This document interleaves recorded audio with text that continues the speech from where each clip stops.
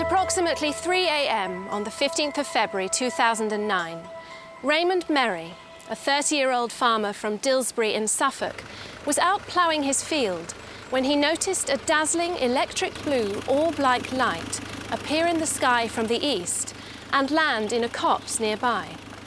Raymond stopped his tractor and went to investigate. What happened to Raymond next was an alien abduction that was almost entirely sexual in nature. Hello, very nice to meet you. Two figures approached me from the copse.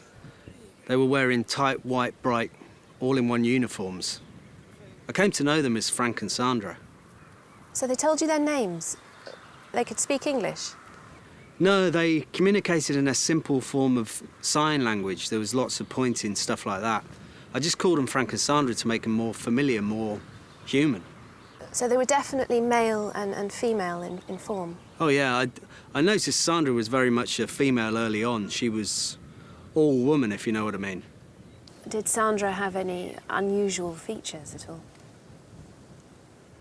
Her neck was a bit short.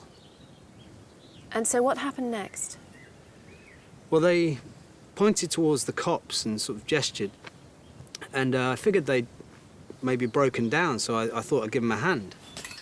Raymond followed his visitors into the copse.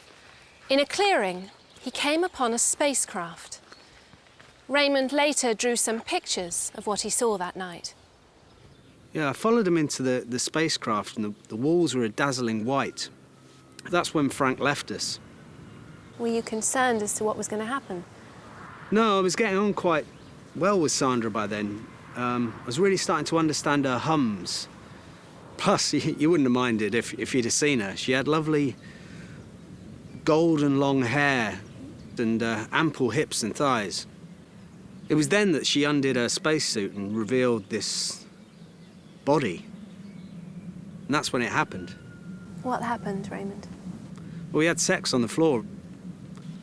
It was highly erotic, long-lasting, and I could tell that she was pleased.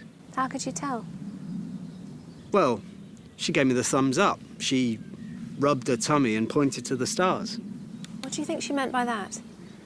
Well, she was obviously pleased with the sex, but I think she could also tell that she conceived and that she would look after our child in the stars.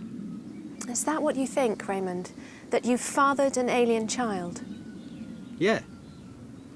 As Raymond left the spaceship, Frank gave him a pat on the back, as if to confirm Raymond's suspicions. He wonders if someday Sandra will appear again, perhaps with a child. An alien child that he has fathered. Raymond, how have you and your wife coped with the experience? Well, it's been very traumatic. I often have dreams about that night, and I wake up in a cold sweat, just thinking about Sandra, her rubbing herself and that. And the wife isn't too happy either. With your being upset and traumatised? Well, yeah, there is that, but there's also the sex with a beautiful woman. She's unhappy at your unfaithfulness. Well, yeah, I just wasn't myself that night. I was like a man possessed. Maybe they used some kind of beam or something to make me more aroused. You think they somehow stimulated you sexually? Well, I've never had any complaints in that department, if that's what you're saying, and she certainly didn't force me. But it just doesn't look good from the wife's perspective, does it? And then there's the issue with the child. You don't have children of your own, do you, Raymond? No. I sometimes say to the wife, I wonder what Sandra and Stella are doing right now. Stella? You've given her a name. She's a girl.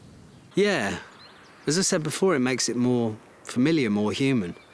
Plus, I've always liked that Stella McCartney's clothes designs. And Stella has a space connotation, you know, as in Interstellar Overdrive.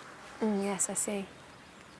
I made a little shrine next to the bed, along with other mementos that night.